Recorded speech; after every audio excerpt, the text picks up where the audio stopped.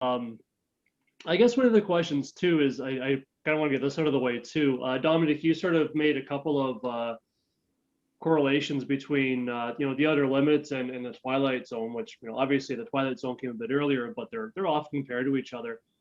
And I think that some comparisons are pretty fair.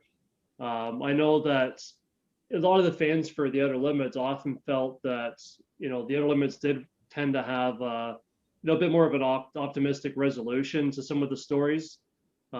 Tinkering with death, time, energy itself, technology, etc.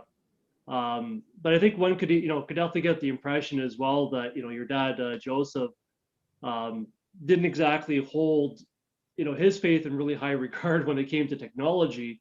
Um, being an important part in developing society, but at the same time, by contrast, it was very interesting because he really seemed to have a very high regard in uh, his faith in humanity, as a whole. He felt that was always present. What are your thoughts, as far as that impression goes, and the messages that your dad may have had for us to ponder after each of the episodes?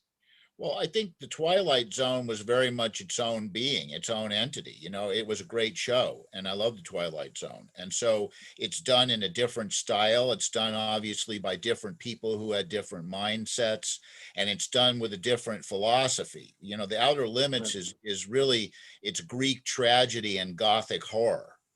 Yeah. Because my father was not fundamentally a science fiction fan.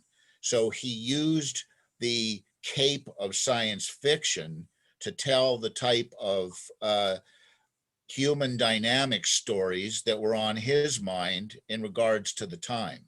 So the Outer Limits is very, very much the mind of my father.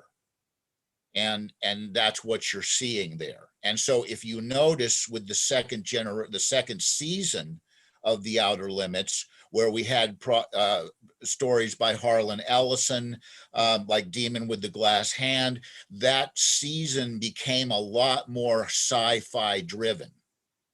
So therein lies the transition. The first season really was my dad. The second season was much more Leslie Stevens, because Leslie Stevens was a hardcore sci-fi guy. So if you look at the very first episode of The Outer Limits, the galaxy being on the first season, that's Leslie. That's totally Okay. Leslie. So that's where all that lays.